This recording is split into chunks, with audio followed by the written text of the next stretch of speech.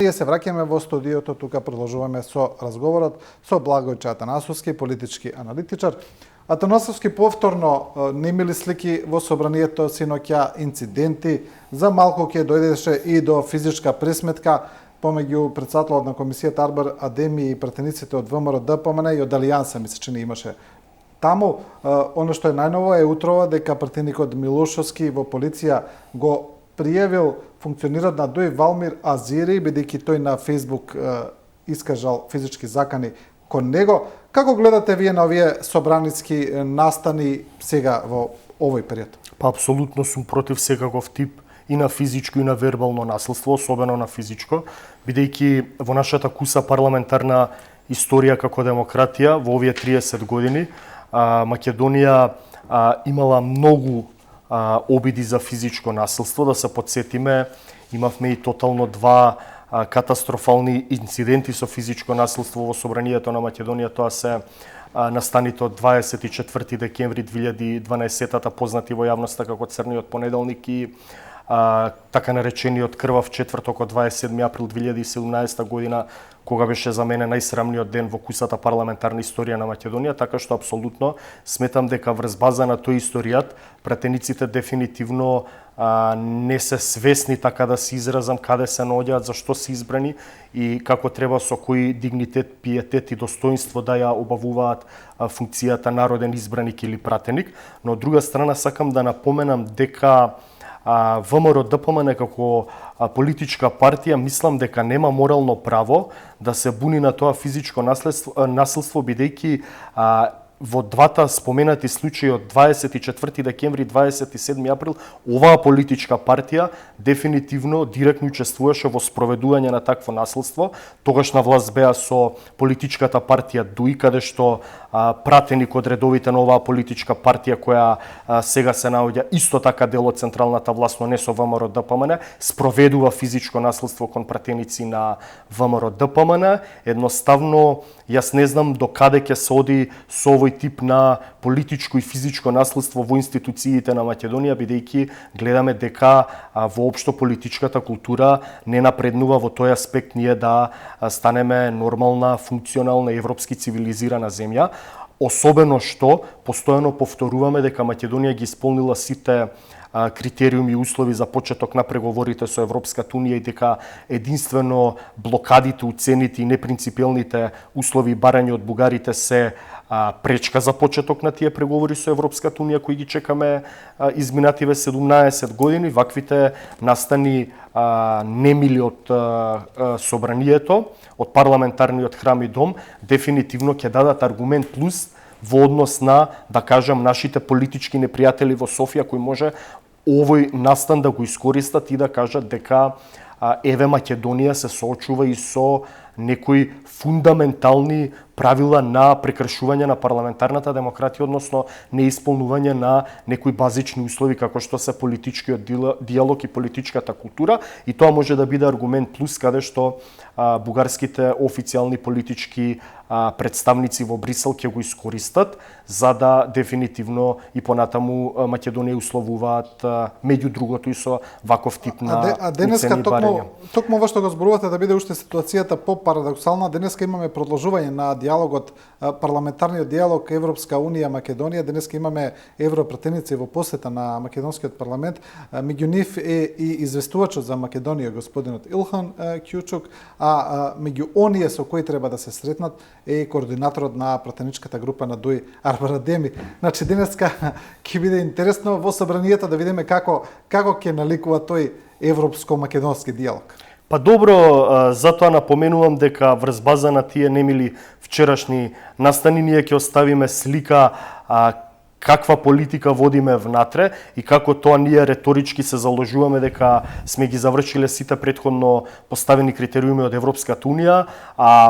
видео снимките кои дефинитивно ќе дојдат и до очите и на специјалниот представник за Македонија, европарламентарецот Илхан Кјучук, кој е надлежен од Европската унија за Македонија, ќе види дефинитивно со каков тип на политичка некултура, директно да се изразам, се соочува самата македонска политичка сцена. Тоа е парадоксално како што кажавте, но за жал ја не гледам политичка волја, политичка желба, политички дискурс, сите овие настани кои хронолошки ги напомена во изминативе 10 години со случајните настани од така наречениот црн понеделник и од крвавиот четврток, еве ова да го кажеме дека еден след на таа политичка култура на физичко насилство и сцени кои дефинитивно не наликуваат на една европска земја. Јас мислам дека тука нема да биде крајот, едноставно, како да кажам, надминати се тие црвени линии на политичка коректност и можеме во иднина да очекуваме се повеќе и повеќе вакви немили настани кои не знам како еден ден ќе завршат, можеби не дај Боже, со многу пострашни последици. Но она што го гледаме ние, вие велите, нема коректив, нема реперкусии, не гледаме дека се поправат, но она што го гледаме дека се случува е веднаш дека двете страни, условно речено двете страни кои се инволвирани во инцидентот, веднаш се обвинуваат кој е виновен за тоа. Од пратениците од власта велат дека пратениците од ВМРО ДПМН они фактички го нападнале Арбер Адеми, го исекле со микрофонот кога се обиделе да му го земат и навистина се гледа дека тие физички го грабат, го влечат микрофонот. Од друга страна, пратениците од опозицијата велат дека Арбер Адеми мавал кон нив, дека фрлил и предмети во нивен правец. Значи, ние не гледаме никакви поуки дека излекуваат од ова, туку веднаш се обидуваат на ова да добијат политички поени двете страни, која повеќе ќе ќари од овој настан. Токму во тој наратив сакав да го продолжам моето излагање. Сакав да напоменам дека врз база на тие два настани 24 декември и 27 април гледаме дека немаше апсолутно консензус меѓу сите политички актери околу тоа што се случило во минатото. По првичните изјави официјални од ВМРО ДПМН и од СДСМ и од ДУИ, гледаме дека секој согласно својата различна политичко-партиска диоптрија го толкува овој настан за да, како што напоменавте и вие, ќари политички поени. Едноставно гледаме дека од позиција на опозиција или на жртва, таа политичка партија има друг дискурс. Во минатото тогаш СДСМ бе условно кажано жртви и тие беа тие кои бараат да имаат извинување од насилството кое било спроведено врз нив. Од друга страна, ВМРО ДПМН беше таа политичка партија од позиција на власт која се оградуваше и кажуваше и ја префрлуваше вината дека СДСМ како опозиција го испровоцирала тоа да се случи. Сега го гледаме истиот вординг само во сменети улоги. СДСМ од позиција на владеачка политичка партија кажува дека ВМРО ДПМН го испровоцирало овој немил настан и дека тоа свесно го направило. Од друга страна, ВМРО ДПМН сака пред јавноста да се представи како жртва. ДУИ ја не ни очекувам како политичка партија дека ќе има морал, етика и политичка култура во своето дејствување. Апсолутно не верував дека ќе има оградување од настапот на нивниот пратеник, но исто така сакам да напоменам, јас како што напоменав и на почетокот сум апсолутно против физичко и секаков друг тип на насилство во собранието, но како што кажавте и вие, представниците од опозицијата на тој начин како што сака, не знам дали да испровоцираат ваков тип на реакција од пратеникот на ДУИ Арбер Адеми, како што велите, пратеникот Антонио Милошевски и други го тегнеле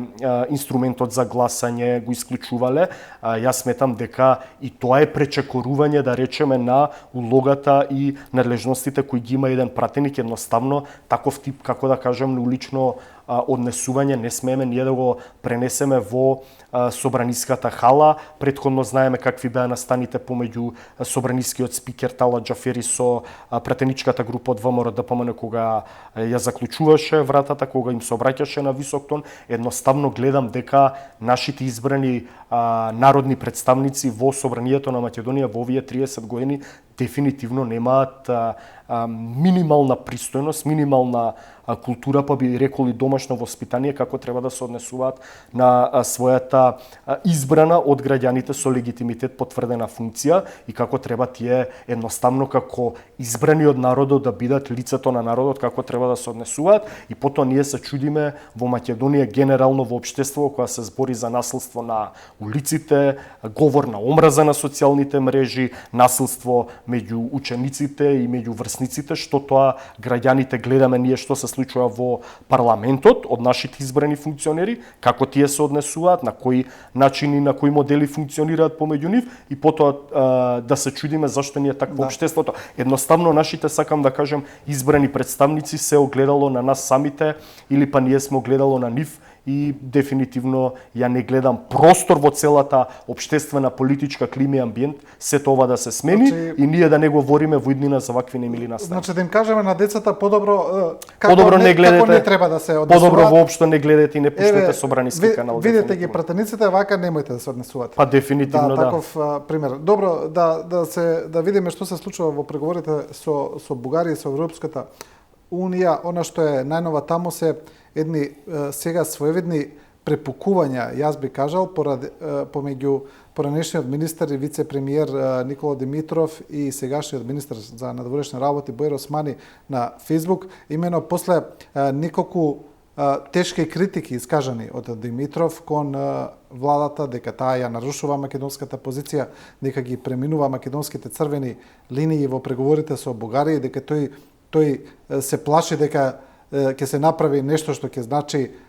национална отстапка. Министерот Бојар Османи утрово се обрати на својот Фейсбук профил, вели дека веќе било доста веќе од тие обвинувања и дека решил да проговори, иако порано не сакал да одговара, го ословува цело време со мојот претходник, него не ослова со име, и вели дека тој протокол што го подпишал Никола Димитров, дека во тој протокол всушност стои илинденско преображенско постание и дека тоа го подпишал Никола Димитров. Тој потоа врати дека тоа не е точно, дека тоа е бугарската верзија, во македонската го нема, па ги нема тие документи и за тоа се обвинуваат зошто ги нема. Значи, како прво гледате на оваа состојба во македонската дипломатија? Па, веројатно, не сакам сега да навлегувам во така наречениот промискуитетен карактер на поранешниот министер за надворешни работи Никола Димитров, бидејќи многумина познавачи на состојбите и лично кои го познаваат, велат дека тој човек секогаш кога ќе изгуби својата подарена, условно кажано, политичка функција, потоа се врти против власта. Така во минатото било неговото свртување против политиките на Никола Груевски, која бил сменет од амбасадорско место, така ја гледаме сега против политичката влада предводена од СДСМ, во која тој учествуваше, и не само што учествуваше како министер за надворешни работи и евроинтеграција, туку и го подпиша Преспанскиот договор, фамозниот Преспански договор. Во негов мандат како министер за надворешни работи се подпиши договорот за добрососедство и пријателство со Бугарија на 2 август 2017 година. И покрај тоа што не го подпиша он, бил дел од политичка влада во која партиципирал како министер за надворешни работи. Значи, вие не може да си земете дека тој договор е штетен, бидејќи вие сте биле министер за надворешни работи. Од друга страна, сакам да кажам, по неговите јавни настапи се гледа дека тој апсолутно го фали Преспанскиот договор, а го критикува договорот за добрососедство. Реално да правиме искрени, чесен муабет, мнозинство од етничките македонци Преспанскиот договор не го гледаат како успех на македонската дипломатија, туку го гледаат како некое нужно зло под притисок на највисоката американска надворешна дипломатија. Согласно, сакам да кажам, неговиот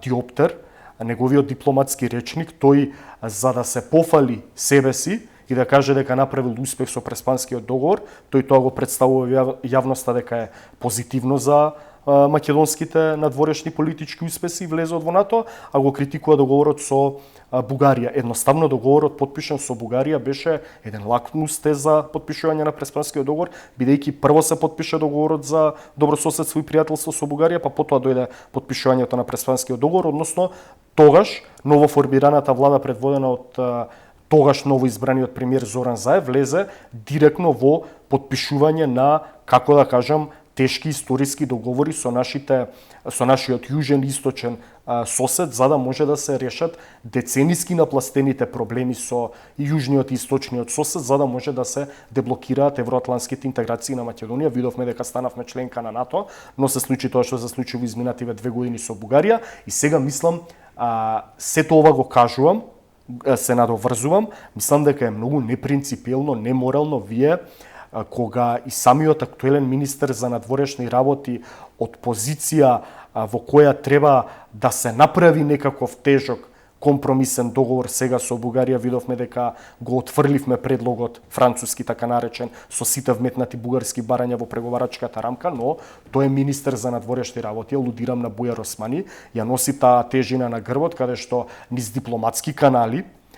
треба да најде некое си компромисно решение, што помалку болно и за македонските граѓани, за македонската јавност, е многу непринципелно, неморално, неетично, да не употребам некој повулгарен збор, вие да снесувате такви кукавички јајци и да ги минирате преговорите. Што би било, сакам да кажам, доколку во овој момент Никола Димитров е министер за надворешни работи и се соочува со такви изјави од негови претходници, како што тој како претходник ги прави овие работи врз база на преговарачките позиции и на министерот за надворешни работи. Никој не вели во оваа јавност и меѓу граѓаните, со исклучок на вкупно јас гледам во јавноста околу 5 интелектуалци или општественици кои излегуваат и кои го прифаќаат ан бланко францускиот предлог со сите вметнати бугарски барања дека е добро решение за Македонија, но ако ние како општество сите се согласиме дека Македонија треба да продолжи кон европскиот пат и своите евроинтеграции, да ги деблокира и конечно да ги почне преговорите со Европската унија,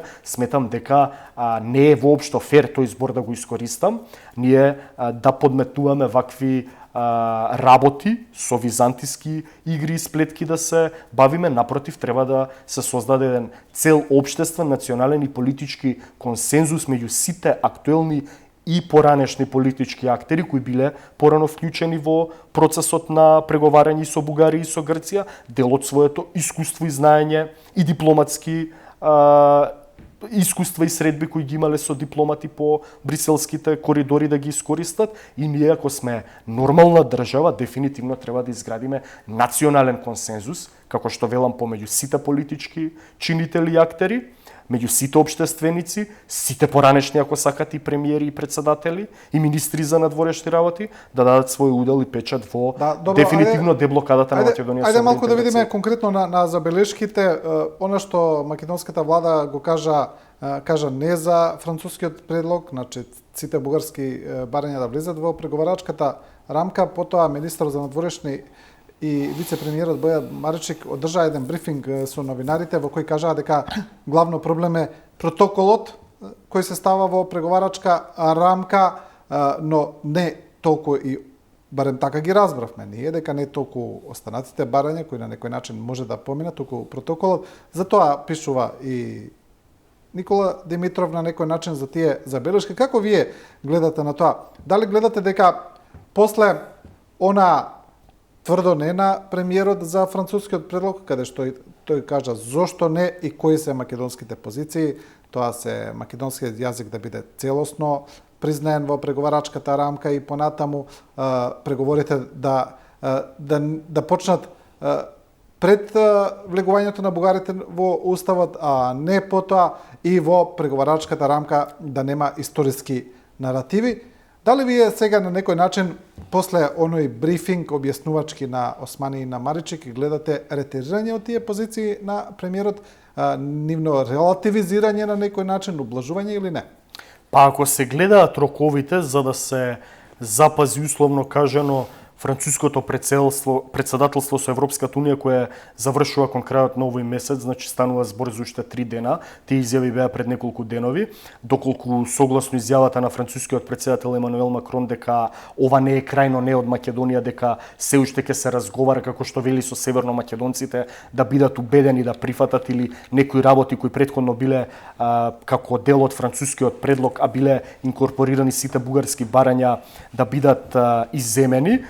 Тогаш сметам дека и министерот за надворешни работи из европски прашања ја дале таа изјава во таа насока, едноставно да се остави простор низ тие дипломатски канали и коридори за да се најде во тие наредни неколку денови, условно кажано, некоја си булдужер компромисно решение, но официјалните изјави од Париз и од Брисел, ако сакате, јас не гледам дека до крајот на француското претседателство тоа останува уште неколку дена ќе се постигне компромисно решение. Не гледам дека бугарите ретерираат од нивните барања, напротив, изјавите во официјална Софија и од највисоките бугарски политички функционери одат во таа насока дека тие ова го сметаат за дипломатска победа на Бугарија, бидејќи, како што велат, биле вметнати скоро сите бугарски барања. Други имаме негирање од Бугарската социјалистичка партија, која до пред неколку дена беше дел од коалицијата на Кирил Петков, каде што уште порадикални вели дека не се вметнати сите бугарски барања. Партијата на Слави Трифонов не гласаше во собранието, но ајде да кажеме меѓу доминантните политички партии, опозицијската ГЕРБ на Бојко Борисов и до пред неколку дена владеачката Промените продолжуваат на Кирил Петков, направија консензус да се симне ветото од страна на Бугарија, па дури и претседателот на Бугарија Румен Радев, кој беше апсолутно крајно радикален во своите изјави кон Македонија, ја прифати позицијата на францускиот предлог, бидејќи дефинитивно беа вметнати сите бугарски барања, но потоа наше не. Ние дефинитивно не може за неколку дена да ги поставиме односите на половина, односно Бугарија да ретерира, бидејќи условно кажано е добила европската поддршка од Париз и од Брисел, а Македонија да биде таа што ќе кажува Бугарија треба да ретерира. Гледаме дека во таа насока не идат на работите. Едноставно, јас многу пати сум велел, за мене францускиот предлог е неприфатлив најмногу од проста причина што со вметнувањето на билатералните барања на Бугарија во преговарачката рамка, прво што се прави преседан. За прв пат во Европската унија на една земја аспирант и се наложува барањата од незиниот сосед, билатерални барања, да влезат во таа преговарачка рамка. И јас велам, после 17 години, Македонија е втора земја после Турција која толку долго чека почеток на преговорите. Турција е веќе со замрзнато членство во Европската унија, воопшто не станува збор дека и ќе преговара. Значи Македонија е прва земја во историјата на Европска унија која чека толку долго време да ги почне преговорите. Како што знаеме, преговорите се можеби суштинскиот напредок на една земја аспирант за да стане полноправна членка на Европската унија, бидејќи преку тие 36 поглавја секоја земја аспирант преговара во областите на владење на правото, состојбите во јавната администрација, политичкиот диалог, човековите права, демократијата, економскиот раст и развој, животната средина и сега да не ги редам сите поглавја. Значи преку тие преговори, каде што ние ќе имаме мониторинг од самата Европска унија, ние се надеваме дека како општество и како држава ќе направиме квалитативен исчекор и напредок во севкупното наше општествено живење. Значи се со цел и крајно ултимативна цел да биде подигнување на целокупниот општествен, политички и животен стандард на граѓаните, односно адаптирање на македонските институции на системот и македонските закони да бидат еднакви како тие во Европската унија, односно да се сакам само да довршам, да се постави една рамка на општествено живење која ќе биде прифатлива Македонија да биде модерна европска држава. Значи доколку се прифатат бугарските барања во таа преговарачка рамка, ние целиот наш фокус, општествена енергија, институционална енергија, ако сакате и административна енергија, место да го насочиме кон суштинско преговарање со тие 36 поглавја, ние едноставно ќе влеземе во една институционална замка и наместо со Брисел ќе преговараме со Софија официјална, дали Гоце Делчев бил бугарин и македонец, дали Цар Самуил бил бугарин или македонец, натаму и натаму да не ги редам сите историски личности кои историската комисија сега паралелно на страна од Европската унија треба да ги решава тие работи. Значи ние ако прифатиме тие бугарски барања да влезат во преговорите со Европската унија, дефинитивно ќе се истоштим уште толку како општество, наместо енергијата да ја насочиме кон подобрување на реалните и суштински проблеми кои ги тиштат сите граѓани на Македонија без разлика на нивната етничка, религиска, јазична и партиска припадност, ние дефинитивно целокупната енергија ќе ја трошиме во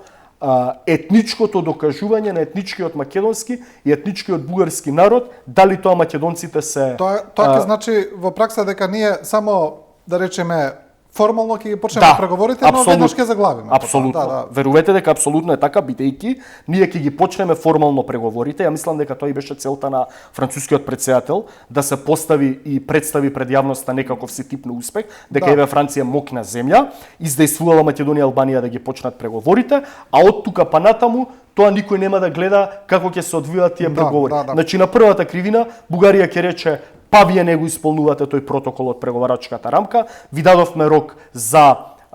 постигнување, условно кажано, на договор за тие историски личности, согласно бугарскиот светоглед е тоа да прифатиме се они како што учат во бугарската официјална историографија за тие историски личности, да биде прифатливо и за нас, да се сменат учебниците, па потоа они да даваат пас за отварање на ново и ново поглавје. Сега со оваа динамика на преговарање на Србија и Црна Гора, каде што без никаква пречка од нивни сосед, да речеме од Хрватска или од Унгарија, они немаат никакви проблеми на нивниот евроинтегративен пат. Добро, Србија е заглавена поради Косово. Поради Косово, ама добро ги има отворено преговорите. Значи преговорите за членство она ги има отворено пред 10 години, Црна Гора пред 12, после 10-12 годишно преговарање, они имаат само 3 или 4 затворени погледи. Сакам да кажам, динамиката на самата Европска унија со европроширување кон преостанатите земји од Западниот Балкан е многу смалена, не е тој интензитет како што бил пред 15-20 години, кога вклучително и Бугарија и Романија станале членки на Европската унија. Со сите овие барања и проблеми и уцени условувања кои ги наметнува Бугарија врз нас, доколку ние тие ги прифатиме во преговарачката рамка, ја мислам ние ќе бидеме заглавени децении и децении кон патот кон полноправно членство на Европската унија, па се поставува прашањето дали и би станале полноправна членка на Европската унија, и мислам дека ниту една наредна влада на Македонија која би влегла во тој преговарачки процес со вакви бугарски поставени институционални услови кои треба да бидат вметнати во преговарачката рамка согласно францускиот предлог, нема да има енергија, институционален капацитет, и кај секоја политичка влада во Македонија ќе има фрустрација дека треба да преговара со официјална Софија наместо со официјален Брисел. Јас не. Добро, како гледате на пораките северно-македонски од Макрон, па потоа и од Петков? Значи Макрон прво го употреби, па потоа дојде објаснување на некој начин од тие француски канали дека, иако тоа не беше едно тврдо формално објаснување, туку некакви такви неформални објаснувања дека тоа било грешка. Потоа при второто обраќање повторно ја употреби истата формулација, и потоа веднаш во интервју и бугарскиот премиер Петков рече исто така северно-македонски. Ви се чини ли дека ова е случајност токму сега во овие моменти кога е представен францускиот предлог, кога македонската влада го одби, дека токму сега се инсистира, да речеме, на оваа формулација која е спротивна со Преспанскиот договор, која Министерството за надворешни работи цело време дава инструкции да не се употребува? Мислите ли дека е ова случајно или намерно? Апсолутно не мислам дека е случајно, ама таа грешка под наводници како што е велите вие, изгледа многу често им се преповторува на многу европски официјални и политичари од самата Европска унија и политичари од националните влади на многу европски земји. Порано имаше такви употреби од скандинавски политичари, каде што нашето Министерство за надворешни работи реагираше. Тука се поставува прашањето. Добро, но знаете, на почетокот на имплементација на Преспанскиот договор тоа беше разбирливо. Да, апсолутно, не е спорно, но сега добро, не, ама апсолутно јас мислам дека францускиот претседател Емануел Макрон апсолутно е запознат со Преспанскиот договор, бидејќи имаше видео обраќање. Ја мислам дека типот политичар на Емануел Макрон или Ангела Меркел дефинитивно знаат што значи Преспански договор, знаат што значи решавање на грчко-македонски спор околу потреба на уставно име и знаат што значи зборот и атрибутот македонец и македонски јазик. Јас мислам дека тука сега ќе се навратиме на улогата на поранешниот министер за надворешни работи Никола Димитров, кој го говоревме пред малку. Дали тој Преспански договор е толку успешно дипломатско дело на самиот министер за надворешни работи, или гледаме дека ние преку тој Преспански договор, каде што формално правно во Преспанскиот договор да ни се гарантира употребата на атрибутот македонци како народ и македонски јазик за идентификација на македонскиот јазик, никако придавката северно-македонски јазик или северно-македонци, гледаме дека едноставно ние формално правно сме потпишале и некој нам ни гарантирал дека согласно Преспанскиот договор документирано ќе биде така, но во практика гледаме дека се повеќе и повеќе се употребува таа ново конструирана кованица северно-македонци. За мене, ако ме прашате, е многу мизерно и јадно ние на секој таков коментар за именување на македонците како северно-македонци или на јазикот како северно-македонски јазик, нашето Министерство за надворешни работи постојано да упатува дипломатски ноти, да ги подсетува високите официјални политички представници во Брисел, или ако сакате да треба да му патува дипломатска нота на францускиот председател, да му каже во наредниот негов говор да се поправи, или за Кирил Петков. Тоа е дефинитивно една фалинка на самиот Преспански договор, кој јас не знам таму во одредбите како стои, но гледаме дека и тој Преспански договор многу пати на многу наврати се прекршува, и гледаме дека апсолутно на многу официјални високи представници тоа не им представува проблем, туку така да го изговараат зборот Северно Македонец, кој апсолутно нас ни делува навредливо, апсолутно нас не само што го крши и го поништува Преспанскиот договор, туку тоа е веќе конструкт на ново формиран идентитет, каде што ние апсолутно, ако тогашната влада предводена од Зоран Заев и тој министер за надворешни работи Никола Димитров не убедуваа дека треба да прифатиме ново име за севкупну потреба Северна Македонија, нивните аргументи на маса беа дека ние ќе имаме бетониран идентитет како македонци, бетониран идентитет како македонски јазик. Ако тоа не е бетонирано, а се употребуваат постојано тие кованици северно-македонец или северно-македонски јазик, па и писмено тоа се пишува во официјални кореспонденции на Европската унија, или ако сакате и во медиумите или било каде, ние дефинитивно сме изгубиле со тој Преспански договор 100-0, а не сме добиле ништо во замена за да има едно компромисно решение за кое сме се нафатиле да го потпишеме самиот Преспански договор. Да, во контекст на ова што се случува, ми се чини дека и после оној твит на Оливер Вархеи, еврокомисарот за проширување, во кој тој кажа дека еве, сега со овој француски предлог се исполнети сите бугарски барања, ставени се во преговарачката рамка, па и со самиот француски предлог. На некој начин повторно во земјава владее чувство дека Европската унија повторно застана целосно на страната на својата земја членка, иако тоа се работи против која се изјаснија, ми се чини, речиси сите лидери, представници на Унијата поединечно во текот на годиниве сите кажуваа колку се апсурдни тие барања, колку се неправедни, колку не е во ред билатералните прашања да се ставаат во преговарачката рамка, историските прашања и така натаму. Сега владее таква перцепција. Но во исто време дојде и она колумна или обраќање на Едвард Џозеф, поранешниот шеф на меѓународната кризна група, кој пак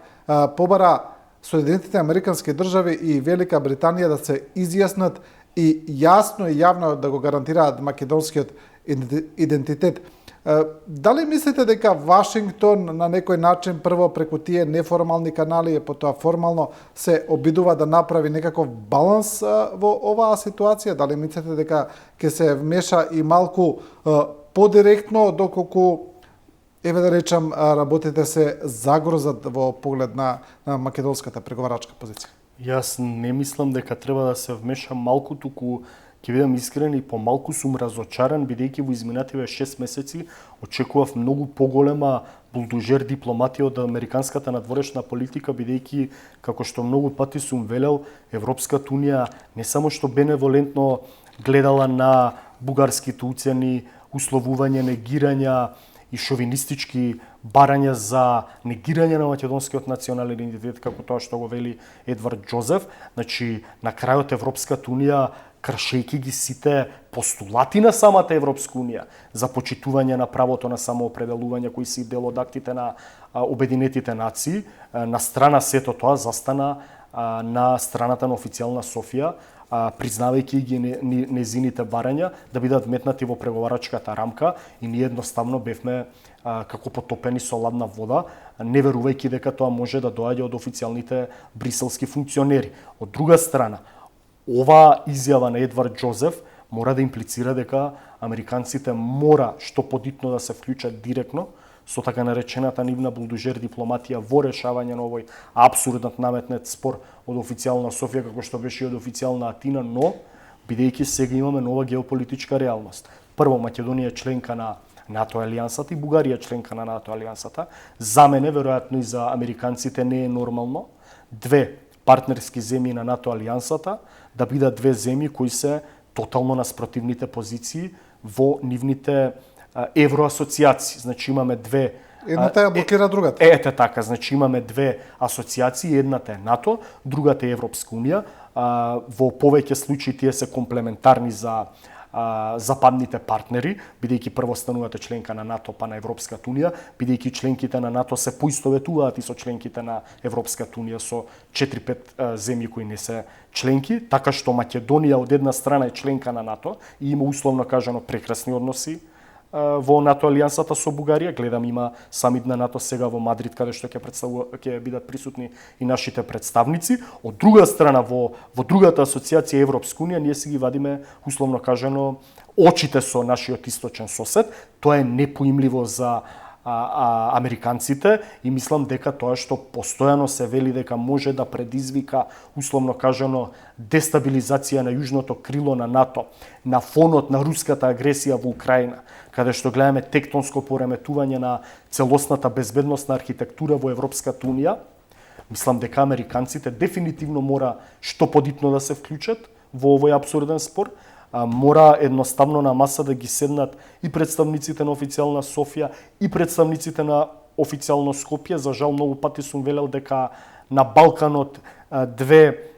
соседни земји кои имаат вакви тешки историски спорови под едно компромисно решение не може да излезат еднакво задоволни, излегуваат еднакво незадоволни, бидејќи ние како општество и држава сме незадоволни од Преспанскиот договор, но верувајте и грчките граѓани и грчката политичка елита исто така беше незадоволна од Преспанскиот договор и покрај тоа што многумина националисти во Македонија сметаат дека грците добиле се. Напротив, ако направите референдум и ако ви прашате грчките граѓани, ќе ви кажат дека Преспанскиот договор е штетен по грчките национални интереси. Сакам да кажам дека да се постигне договор меѓу Македонија и Бугарија треба да бидат еднакво незадоволни и Бугарија и Македонија, бидејќи во вакви тешки историски спорови еднакво задоволни не може кај балкански соседи да има компромисно решение, но тоа само може да го постигне булдужер дипломатијата на американската надворешна политика. Овие од Европска унија видовме што направија, не беа капацитетни да седнат на маса, да најдат, да речеме, преговарачки страни и од македонска и од бугарска страна,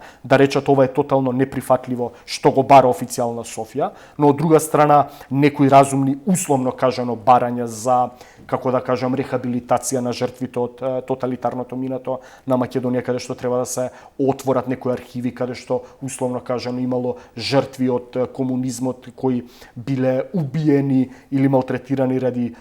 бугарско самосознание. Тоа Бугарија го бара како дел од преговарачката рамка. Тоа мислам дека како еден чин на помирување со минатото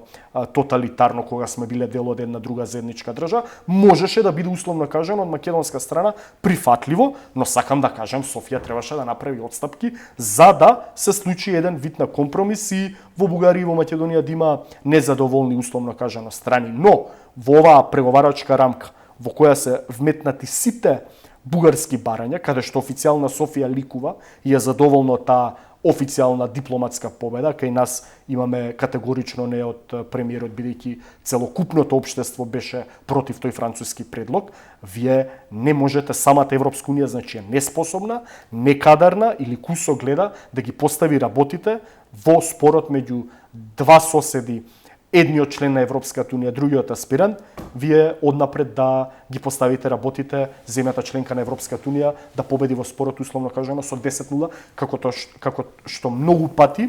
поранешниот премиер Љупчо Гергиевски во неговите изјави по медиумите кажува: не можам да ги разберам бугарските официјални политичари кои сакаат апсолутно 10-0 да победат во спорот со Македонија. Значи сакам да кажам, не оставаат простор за компромис. И оваа политика, доколку се тера натаму, ја дефинитивно не знам која е улогата на Европската унија и дали само се поставува прашањето дали само Европската унија едноставно фингира заинтересираност за решавање на бугарско-македонскиот спор и дека фингира заинтересираност Македонија со тоа Албанија да ги почне преговорите, или во заднина едноставно на самата Европска унија одговара овој процес да трае,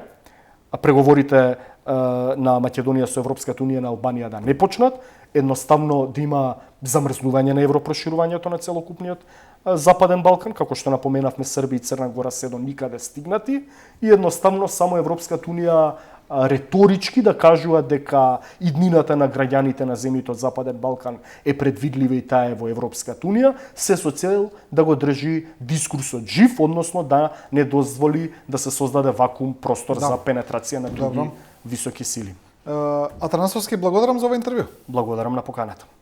Останете со Студио 10, продолжуваме со последниот дел од дебатата со Адријана Пасовска, психолог од областа на социјалната заштита. Почнуваме со разговорот веднаш после куси реклами.